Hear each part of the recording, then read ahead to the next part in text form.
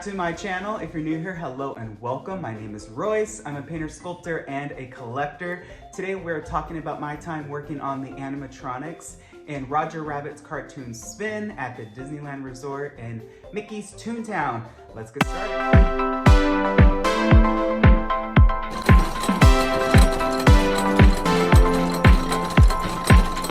Alright, so to begin, I remember being so excited to get this project because it was my first project working on this attraction. I got a lot of like little side pieces here and there. I would help work in Fantasyland, I would help work in Pirates or Small World, but this was my first project that was assigned to me by my lead and my art director at Walt Disney Imagineering. So I was really excited, and I was also kind of confused at the same time because I remember getting the assignment of transferring these little pictures of, basically my lead took pictures from the actual attraction of that spinning wheel with all of the clocks and all these a bunch of like weird shapes and birds and bats and flying pigs. And basically what we were doing is refurbing that entire scene.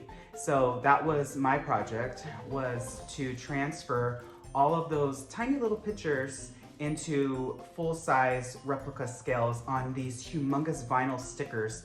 And that's kind of what I did. So I would draw them on, you know, this gigantic paper in the shop, and then we would paint them in the shop, and then we would peel them off in the attraction, stick them over the old painting, which was there since the opening in the 90s, and then I would kind of just use this blowtorch to adhere it really well if it was happened to be over a bolt, because that spinning mechanism is actually metal. So that's kind of was my first project, and then we would paint with black just around the edges just to make sure that it blended perfectly.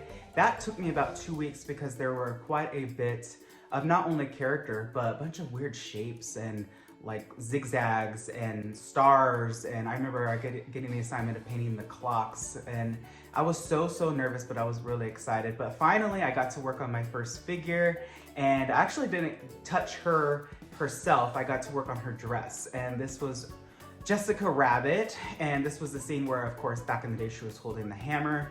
And her dress was really complicated because I remember the fabric department and Imagineering just could not find fabric that matched the look that the art director from WDI wanted. So basically we got this really weird stretchable fabric. It was almost like a rubber, and I had to paint every single dot that you see to make the pattern of this particular looking sparkle that Jessica Rabbit had in the attraction from the opening day, because apparently the opening day fabric, they didn't make it anymore, that company shut down, so we had to replicate it as best as we could. And that was it was very time consuming, but it was fun, and I had a really good time working on that figure and the figure where she is stuck in the back seat of, I think it's a taxi.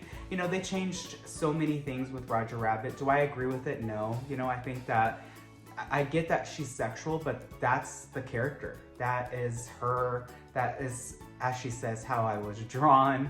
And, you know, I think that Disney is just kind of oversensitizing every single thing, you know, because there will be girls in the park that they let in that have breasts that size, that are, you know, showing a lot of cleavage. It's part of life. And she's a character. She's a cartoon. Obviously, she doesn't look anywhere near realistic, but I don't know. What do y'all think of the changes?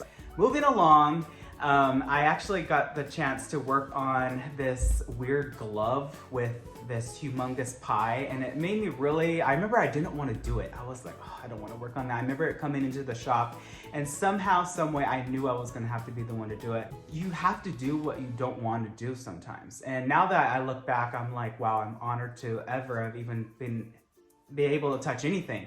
But working on this glove was definitely not the highlight of my career. It took I think like a month to do. I really took my time on it. And this is one of those little props that just pop out of the box, and kind of like the crazy clown Jack-in-the-Box scene.